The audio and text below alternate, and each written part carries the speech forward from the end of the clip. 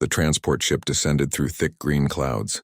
Inside, Daewon pressed his face against the viewport and watched their new home come into view.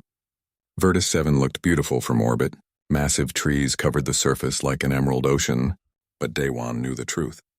This planet was supposed to kill them. The Galactic Collective had given humanity this world as a gift.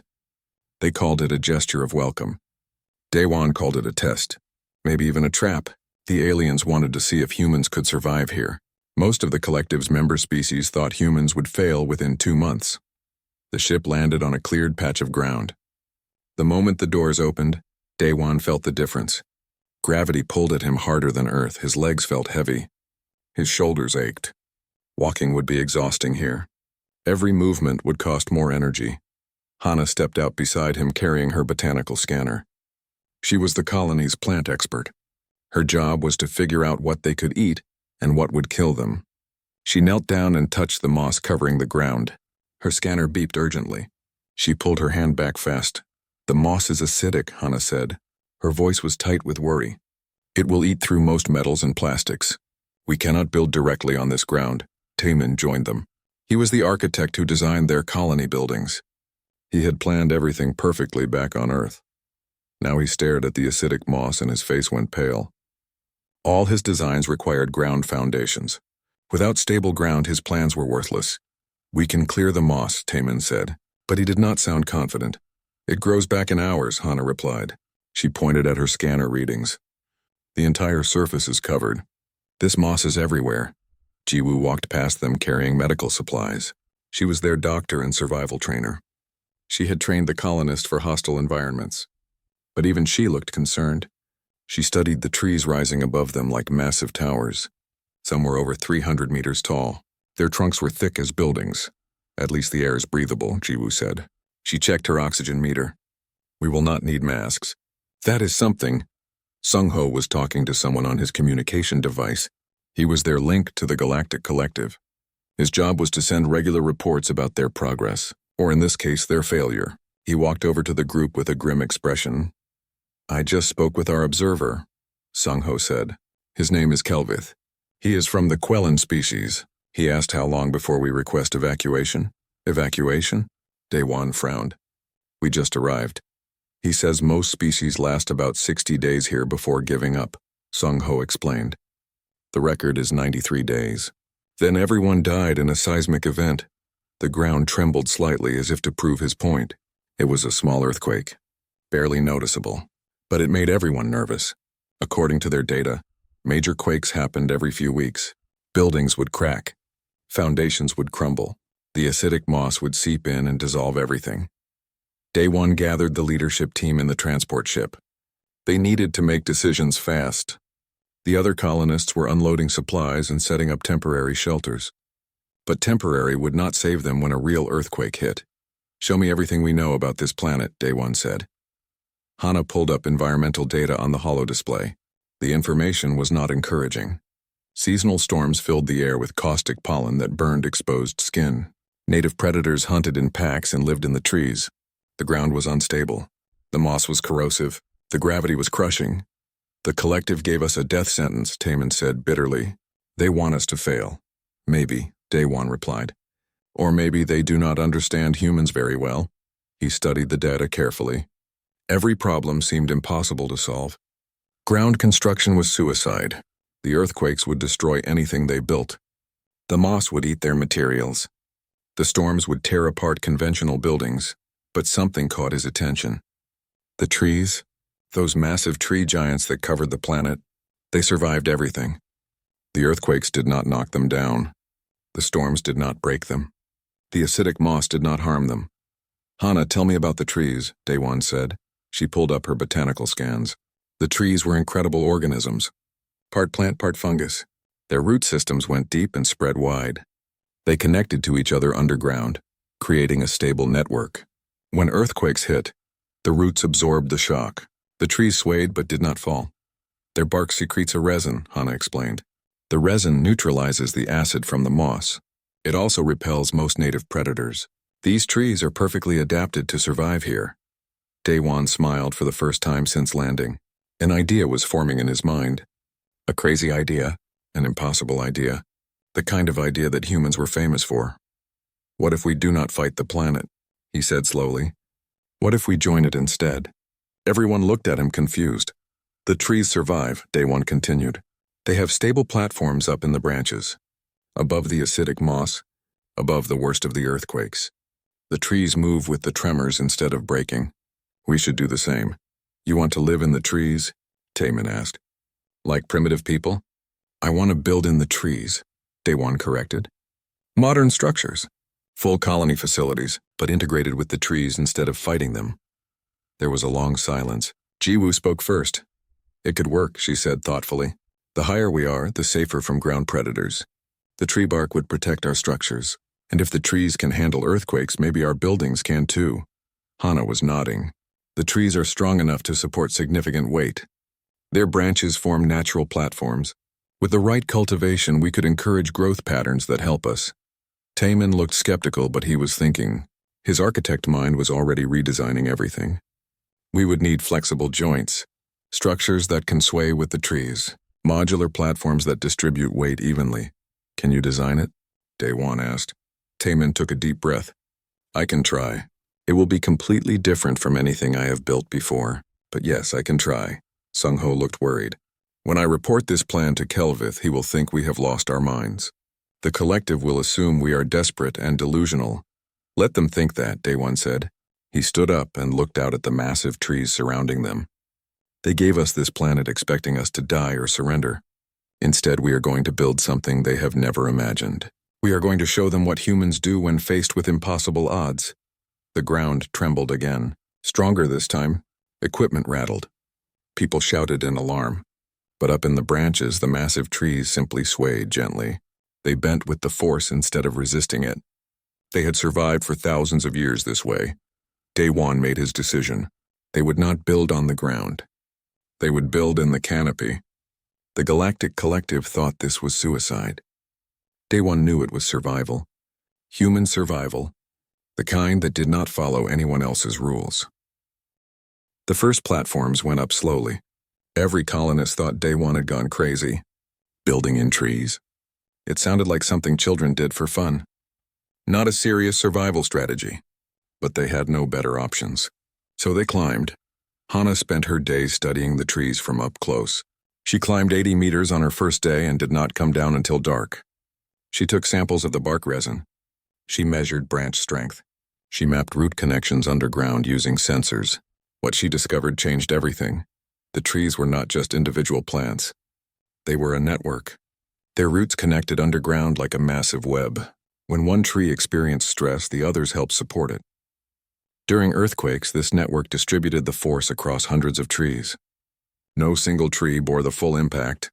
They communicate, Hana told Day One excitedly. She showed him her readings. Through chemical signals in the roots. When we attach platforms to the branches, the tree senses the weight. Then it grows stronger in response. The trees are adapting to us. This was incredible news. It meant their structures would become more stable over time, not less. The trees would actually help them build. Taman designed the first real platform after 2 weeks of testing. It was a circular structure 30 meters across, made from lightweight composite materials that the tree resin would not damage. The platform had flexible joints that allowed it to move with the tree during earthquakes. It attached to multiple branches, spreading the weight evenly. The first platform was installed 75 meters above the ground, high enough to avoid the acidic moss and most predators, low enough that falling would not always mean death if safety lines failed. They built railings and safety nets. Then they built more platforms. Jiwoo claimed the first completed platform for the medical station. She was practical. If someone got hurt during construction, they needed treatment fast. She could not help people if she was on the ground and they were in the trees. So she moved her entire operation up into the canopy. The medical platform became the colony's heart. People gathered there between work shifts. It was safer than the ground camps. More comfortable. The breeze was stronger up high, keeping the air fresh. The view was incredible. Colonists could see for kilometers across the canopy ocean. More platforms followed quickly. Sleeping quarters. Food storage. Water collection systems that captured moisture from the air. Every few days, another section of the canopy city took shape. Bridges connected platforms across different trees.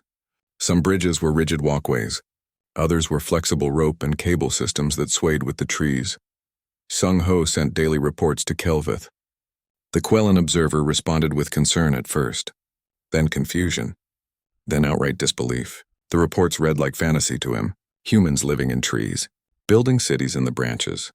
It seemed primitive and desperate. He wants to visit, Sung Ho told Daewon. Kelvith says he needs to verify our reports in person. He thinks we are lying to avoid evacuation. Let him come, Daewon said. Let him see what we are building. But before Kelvith could arrive, disaster struck. The earthquake hit at dawn. It was magnitude 7.3. The ground convulsed violently. Cracks opened in the soil. The acidic moss bubbled and steamed. Equipment stored on the ground was thrown into the air. Storage containers burst open. The transport ship tilted dangerously to one side.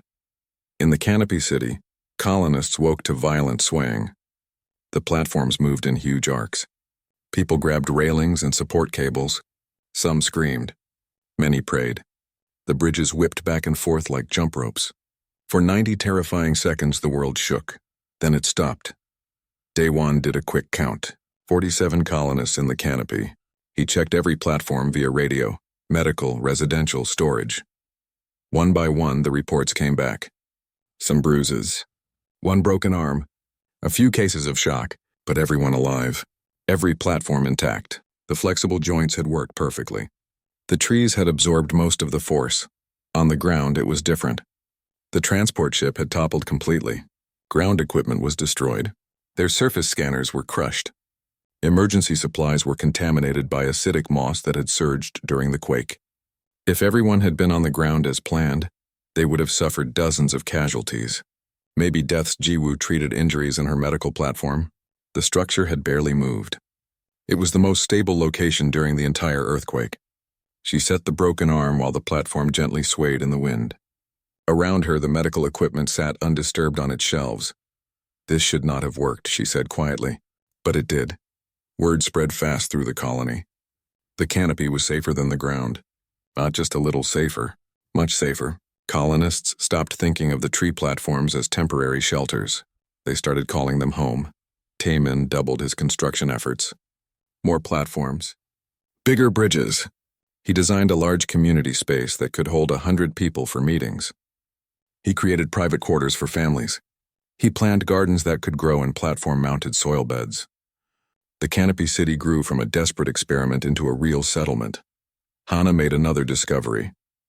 She found that the tree bark resin could be harvested and processed. It made an excellent waterproof sealant. It protected electronics from moisture, and it repelled the native predators. The creatures would not cross surfaces coated in the resin. The predators were a problem at first. They looked like a cross between monkeys and lizards. They hunted in packs of 5 or 6. They were excellent climbers and very aggressive. 3 colonists were attacked in the first month. 1 nearly died from infected wounds. Jiwoo organized defense training. She taught colonists to fight in 3 dimensions. Up, down, and sideways. How to use the bridges and platforms for advantage. How to set traps in the branches. How to recognize predator signs before an ambush. Humans learned fast. Within weeks, colonists were better at canopy movement than the native predators. Humans could plan. They could cooperate. They could build tools and weapons. The predators relied on instinct. That was not enough against human intelligence. The attacks decreased, then stopped. The predators learned to avoid the human settlement. They found easier prey elsewhere.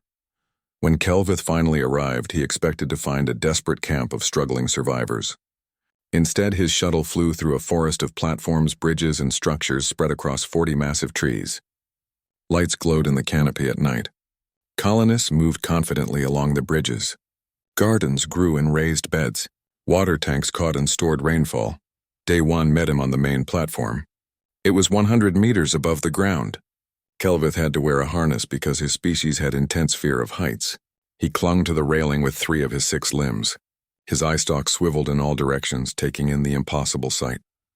"This should not work," Kelvith said.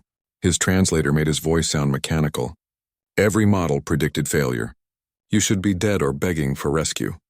"We are human," Daewon replied simply. "We adapt." Kelvith looked down at the ground far below, then up at the platforms extending higher into the canopy. Then across at the bridges connecting dozens of trees, his eye stalks focused on Daewon with something like fear. "What have you done?" Kelvith whispered. "We built homes," Daewon said. "We found a way to live here. Not despite this planet, because of it. The trees are not obstacles. They are partners. This planet is not trying to kill us. It is teaching us." That night, Kelvith sent his report to the Galactic Collective. His message was short. It said, "The humans are not dying. They are thriving. I do not understand how, but they are winning." 3 months passed. The Canopy settlement transformed from survival camp to actual city. Over 200 structures now spread across 40 trees.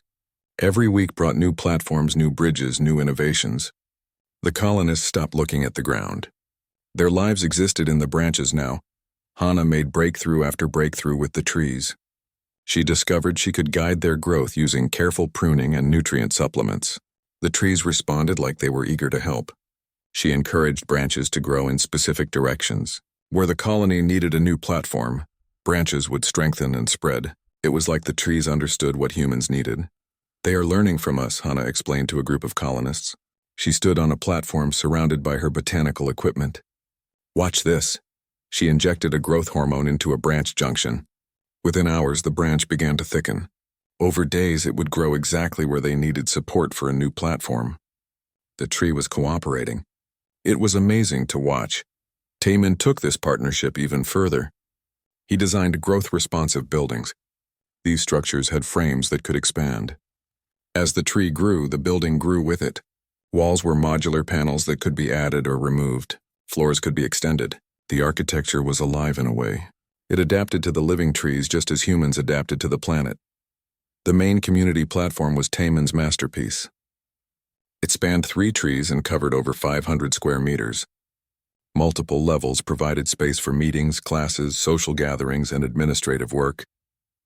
The structure swayed gently with the trees but felt solid and safe. Large windows opened to the canopy, bringing in light and air. It was beautiful and functional. Jiwoo expanded the medical facilities to handle more colonists. The population was growing. Every month, more people arrived from Earth. They heard stories about the Tree City and wanted to join. Jiwoo trained new medical staff in canopy medicine, treating injuries at height, managing vertigo and fear responses, understanding how higher gravity affected healing.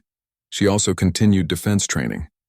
The native predators mostly avoided the settlement now, but occasionally young ones would test the boundaries. Jiwoo taught every colonist basic combat skills, how to move in 3 dimensions, how to use the environment, how to fight as a team. One day, a pack of 6 predators attacked a construction crew working on a new platform. The crew was small, just 5 workers. The predators thought they had an advantage. They were wrong. The humans moved together instantly. They used their tools as weapons. They coordinated their movements using hand signals. They drove the predators into a section of branches coated with tree resin. The predators retreated immediately, hissing in frustration. No humans were injured. The predators never attacked a work crew again. Word spread through whatever communication system the creatures used. Humans were dangerous, not prey. Avoid them. Sung-ho spent his days broadcasting to the galaxy. He sent videos of the Canopy City, images of colonists walking bridges 100 meters high, children playing in tree branch playgrounds, gardens producing food and hanging planters. The messages stunned the Galactic Collective. Other species had tried to colonize hostile worlds before.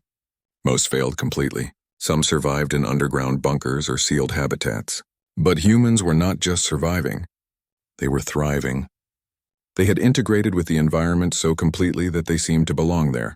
Kelvith returned multiple times. Each visit left him more confused. He brought colleagues from other species, scientists and observers. They all wanted to understand how this was possible. They studied the Tree City from every angle. They took measurements. They ran simulations. The data confirmed what they could see. It worked. It should not work, but it did. "Your people should have failed," Kelvith told Daewon during one visit. They sat in Daewon's office, a small platform attached to one of the tallest trees. The view stretched for kilometers. Every projection said failure. Every model predicted death or retreat. "Your models did not account for human stubbornness," Daewon replied with a smile. "Or our ability to think sideways. You saw obstacles. We saw opportunities. But how did you know it would work? Kelvith asked. His eye stalks focused intently on day one. You had no proof, no data. You just decided to build in trees. Day one thought about this. How could he explain human intuition to an alien? How could he describe the desperate creativity that came from having no other options? We did not know it would work, Day one admitted. We just knew the ground would kill us. So we looked up instead of down. Sometimes the best solutions come from changing your perspective. More ships arrived from the Galactic Collective. Not just observers now, researchers, engineers, biologists, they wanted to learn. Hana taught them about symbiotic growth techniques. Taemin showed them responsive architecture principles. Jiwoo demonstrated three-dimensional movement and defense strategies. The Tree City became famous across the galaxy. News spread through countless species. Humans had colonized a death world. Not by terraforming it, not by forcing it to change, but by changing themselves, by joining the planet instead of conquering it. Requests started coming in. Other colonies facing difficult worlds wanted human consultants. Could humans help them solve impossible problems? Could they teach this adaptive approach? Daewon approved some requests. Small teams of humans traveled to other worlds. They shared what they learned on Vertus 7. Not every solution worked everywhere, but the principle was universal. Work with the environment. Adapt to it. Become part of it. Stop fighting and start cooperating. The Canopy City continued growing. New sections appeared every week. Residential areas for families. Workshops for craftsmen. Schools for children. Recreation areas. The settlement had culture now, not just survival.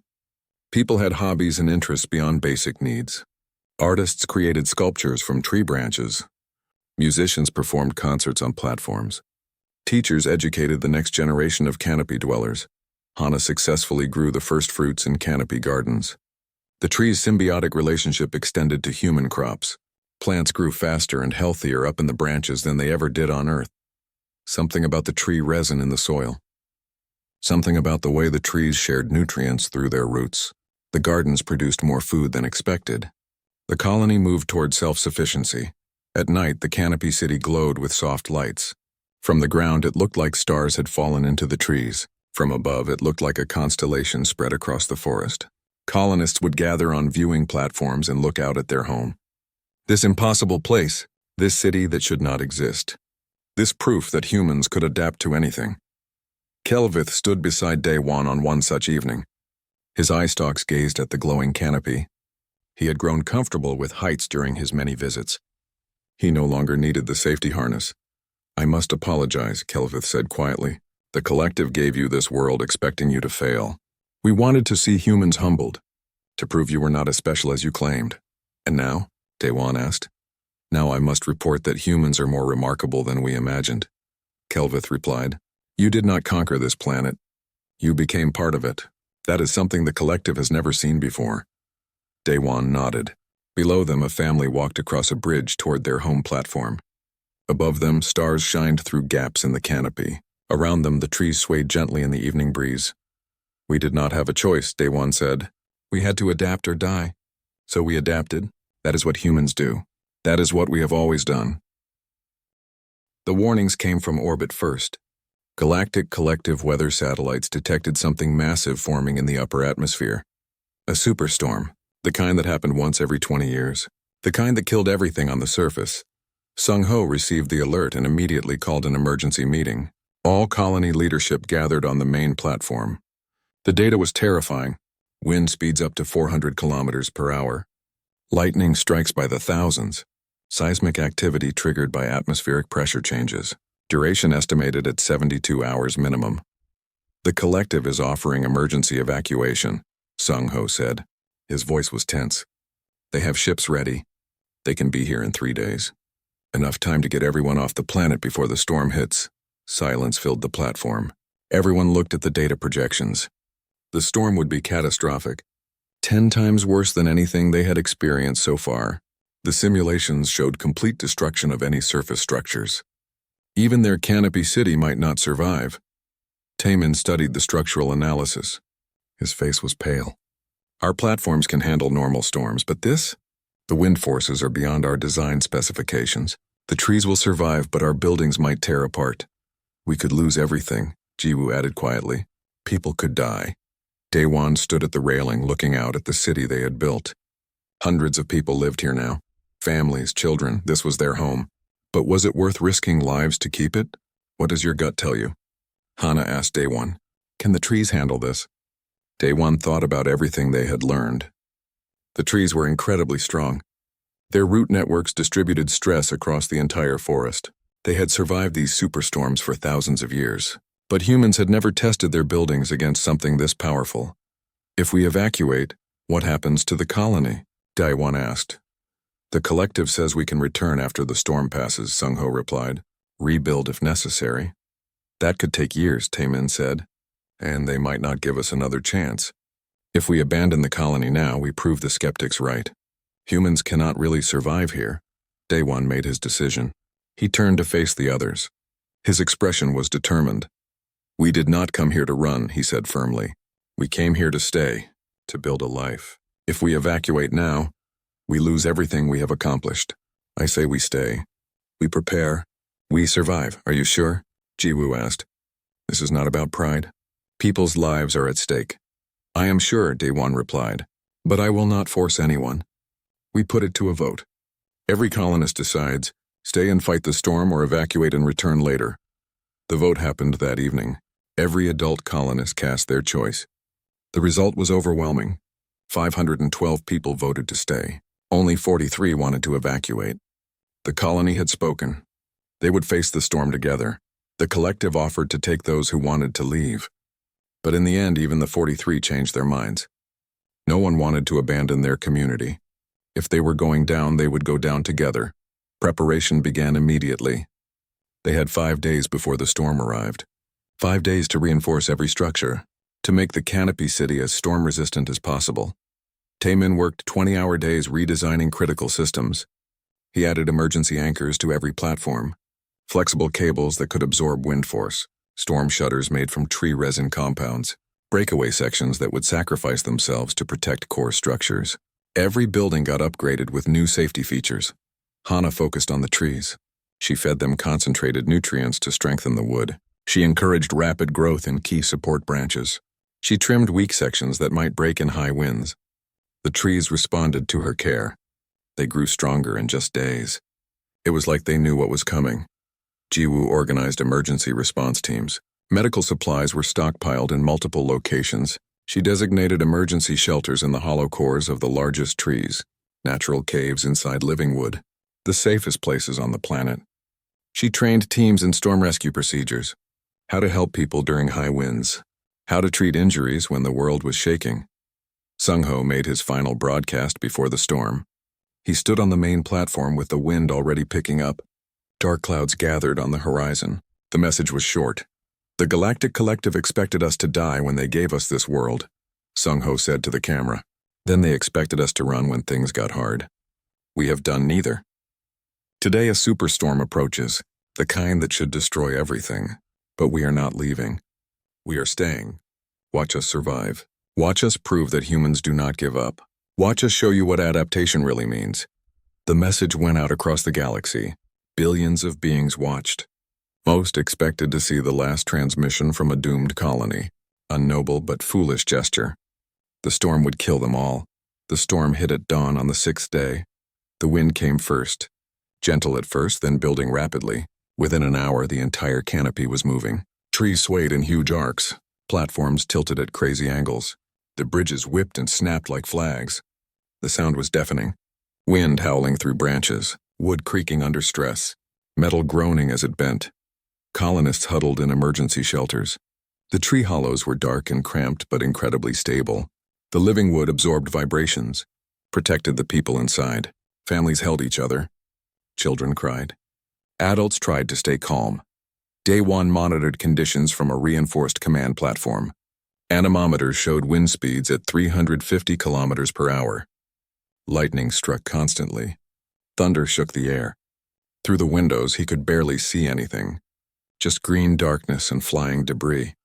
The first major gust hit at hour 12. It snapped 3 bridges completely. The platforms on either side shook violently, but the anchors held. The platforms stayed attached to the trees. Emergency teams could not reach the damaged sections. The wind was too strong. They would have to wait. At hour 24, an earthquake struck.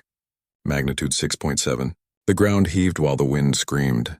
This combination should have destroyed the colony. But the trees did what they always did. They swayed, they bent. They distributed the force through their root network. The platforms moved in wild patterns but did not break free. Hour 36 brought the lightning. Strikes hit trees throughout the colony. One platform caught fire, but the tree resin was naturally fire-resistant. The flames could not spread. They burned out quickly, leaving scorch marks but no real damage. Hour 48 was the worst. The eye of the storm passed near. Winds shifted direction suddenly. Structures designed for one wind direction now faced the opposite. Several platforms partially collapsed. Emergency shelters held firm. No casualties reported yet, but it was close. Jiwoo treated injuries in a shelter medical station. Broken bones from falls, concussions from flying debris, fear and shock. She worked by flashlight when power failed. She kept people calm with her steady presence. Outside, the world tried to destroy them. Inside, humans helped each other survive. Hour 72 arrived. Then hour 73, 74. The storm lasted longer than predicted. 81 hours total. More than 3 full days of apocalyptic conditions. Then suddenly it stopped. The wind died. The lightning ceased. The trees stopped their violent swaying. An eerie calm settled over the canopy. Day one emerged from the command platform. The scene was devastating. Broken bridges everywhere. Damaged platforms. Debris scattered through the branches. But the colony still stood. The major structures survived. The trees remained strong. He activated his radio. All teams report status. One by one, responses came in. Medical Shelter 1, all safe. Residential Section 3, minor damage but no injuries. Supply Platform 7, intact. The reports continued. Across the entire colony, the same story. Damage, yes, but people safe. Final count, 0 casualties. Not 1 death. Minor injuries only. Every colonist accounted for. The storm had failed to kill them. Communication with orbit resumed. Sung-ho sent one message. We survived. All colonists safe. Colony damaged but intact. We are not leaving. The galaxy had watched an expected tragedy. Instead, they witnessed a miracle. Humans had faced a planet-killing storm and won. 1 year after the first colonists arrived, Virtus 7 looked completely different. The Canopy City now stretched across 200 square kilometers. 3,000 humans called it home. The colony that was supposed to fail had become the most successful human settlement outside Earth's solar system. Hana stood in her largest garden platform, surrounded by growing plants. Vegetables from Earth, native edible species, hybrid crops that combined the best of both. The gardens produced so much food that they started exporting to nearby systems. Other colonies wanted to taste the fruits grown in the legendary Tree City. Her bio-integration techniques had become famous throughout the galaxy. 14 different species formally requested her consultation. They had hostile worlds they wanted to colonize, worlds with difficult environments. Could Hana help them understand how to work with nature instead of against it? She said yes. She traveled to 3 different worlds in that first year. She taught alien scientists about symbiotic relationships, about patience and observation, about letting the planet teach you instead of forcing your own solutions. Some species struggled with the concepts. They were used to dominance, not cooperation. But others learned quickly. 2 new colonies succeeded using her methods. Taiman's living architecture became a recognized field of study. Universities across the galaxy offered courses on his techniques. Students studied his designs, his principles, how to build structures that grew with their environment, how to create flexible systems that adapted to change, how to make buildings that were part of the ecosystem, not separate from it. He received hundreds of requests for help. Colonists on ice worlds wanted to know how to integrate with frozen environments. Underwater colonies needed buildings that could move with ocean currents. Desert settlers asked about structures that could handle extreme temperature shifts. Taiman's core insight applied everywhere. Stop fighting the environment and join it instead. He took on apprentices. Young architects from many species came to Virtus 7 to learn. They lived in the Canopy City, experienced the swaying platforms, walked the flexible bridges, felt how buildings could move and still be safe. They returned home and changed how their species approached construction. Jiwoo trained off-world soldiers and security teams. Her three-dimensional combat techniques were revolutionary. Most species thought in 2 dimensions only, ground level. But humans on Vertus 7 learned to think in full 3-dimensional space. Up, down, sideways, diagonal. Every direction was usable. Military commanders from a dozen different species sent personnel to train with her. They learned canopy movement, how to use vertical space for advantage, how to coordinate in 3 dimensions. Many went home and completely revised their tactical doctrines. Jiwoo's methods were now taught at military academies across the galaxy, but she took the most pride in the simple stuff. Teaching colonists basic first aid, helping families feel safe, watching children grow up healthy and strong in the canopy. The grand achievements were nice, but the daily work of keeping people safe and healthy mattered most. Sung-ho became humanity's ambassador to the Galactic Collective. His office was in the highest treehouse 200 meters above the ground. Visiting diplomats had to overcome their fear of heights just to meet with him. He said it was a good test. If they were too rigid to climb a tree, they were probably too rigid to negotiate well. From his high office, Sung-ho coordinated humanity's expansion into the galaxy. More colony ships launched from Earth. More worlds were settled. Some were easy, Earth-like planets with comfortable conditions. But the most interesting requests were for difficult worlds. Hostile environments, death worlds that other species had given up on. Humans kept proving they could adapt to anything. Ice planets, desert worlds, high-gravity hellholes, toxic atmospheres. Each new challenge was met with creativity and determination. The pattern from Vertus 7 repeated everywhere. Find what works, adapt to it, become part of it. The Galactic Collective officially changed Vertus 7's classification. It was no longer a Class 9 death world. The new designation was Adaptive Habitat, a planet that was hostile but could be successfully colonized through integration and cooperation. Vertus 7 became the textbook example of the new category. Kelvith visited regularly. He had become humanity's strongest advocate in the collective. His reports about human adaptability were read by every species. He documented everything, the initial struggles, the breakthrough with tree platforms, the storm survival, the growth into a thriving city. His work became essential reading for anyone studying human psychology. He was honest about the collective's original intentions. "We gave you a death sentence," he told audiences at galactic conferences. "We wanted to test you, to humble you, to prove humans were not special. Instead, you proved we did not understand what special meant. You showed us a completely new way to think about survival." His favorite moment was showing videos of human children playing in the canopy. Kids who were born on Vertus 7. They swung from branches like the native predators. They climbed trees that would terrify adult aliens. They grew up in 3 dimensions from birth. They were the first generation of true canopy dwellers, not Earth humans adapting to trees, but tree humans who knew nothing else. "This is the future," Kelvith would say. "Humans will spread across the galaxy. They will adapt to every environment. In 1,000 years there will be ice humans, desert humans, ocean humans, each perfectly suited to their world, each still fundamentally human. It is terrifying and amazing in equal measure." Daewon rarely left Vertus 7 anymore. This was his home, his masterpiece. He walked the bridges every day, checked on new construction, talked with colonists, made sure the community stayed strong and healthy. At night, he would sit on his private platform and look at the glowing city spread across the canopy. Lights twinkled like stars fallen into the trees. One evening, Sung-ho brought news. A new colony ship was preparing to launch from Earth. Their destination was a world called Frost Prime, completely covered in ice, underground caverns with geothermal heat, hostile native life forms, extreme cold. Most species considered it completely uninhabitable. "They want your advice," Sung-ho said. "The colony leaders specifically requested to speak with you. They want to know how you made Vertus 7 work." Daewon smiled.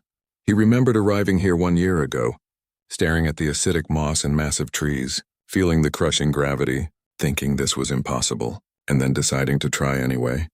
"Tell them to look for what works," Daewon said. "Not what they expect. Not what worked somewhere else. What works there on that specific planet. Find the strength in the environment. Then join that strength. Become part of the world instead of fighting it."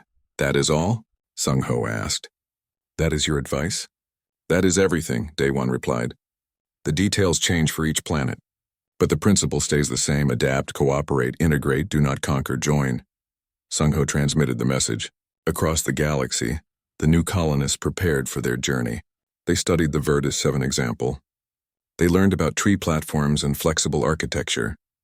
They understood they would need to find their own solutions, but they also knew it was possible. Humans had already proven that. Day One received an invitation to speak at the Galactic Collective's main assembly. Every species would attend. They wanted to hear directly from the leader who made the impossible possible, who turned a death sentence into a thriving civilization. He agreed to go. But first he had one more task. A new section of the Canopy City was being opened, a memorial platform. It honored the courage of the first colonists, the ones who climbed into trees when it seemed like madness, who stayed during the superstorm when evacuation was offered, who believed in themselves when the galaxy expected failure. The platform was simple, just a large open space with names carved into tree-grown wooden posts. Every colonist who came in that first year, below the names a single inscription: they thought it was suicide. We built homes instead. At the dedication ceremony, Day One stood before the gathered colonists, families with children, workers, scientists, soldiers, artists, all the people who made this community work. He looked at their faces and felt proud. We did not do anything special, Day One said. We just refused to give up. We looked at problems and found solutions. We adapted when we could have broken. That is not superhuman. That is just human. It is what we have always done. From caves to cities, from Earth to the stars. We survive, we adapt, we thrive. He paused and looked up at the trees surrounding them, the massive organisms that made everything possible, the living partners that accepted humans into their ecosystem. The galaxy thought this was a death world, Day One continued. But there are no death worlds, only worlds we have not yet learned to live with. Virtus 7 taught us that. It welcomed us when we stopped fighting and started listening. Every planet in the galaxy has the same offer. We just need to be wise enough to accept it. The colonists cheered. Children clapped. Someone started singing a song written about the Tree City. Others joined in. The sound carried through the canopy, celebrating life in the place that was supposed to bring death. Later, as Day One prepared to leave for the Galactic Assembly, a message arrived from the Frost Prime colony ship. They had landed. Temperatures were brutal. Survival looked impossible. But they found the geothermal caverns, and they discovered something interesting. Ice formations that created natural insulation, underground hot springs that could provide heat and water, a way forward.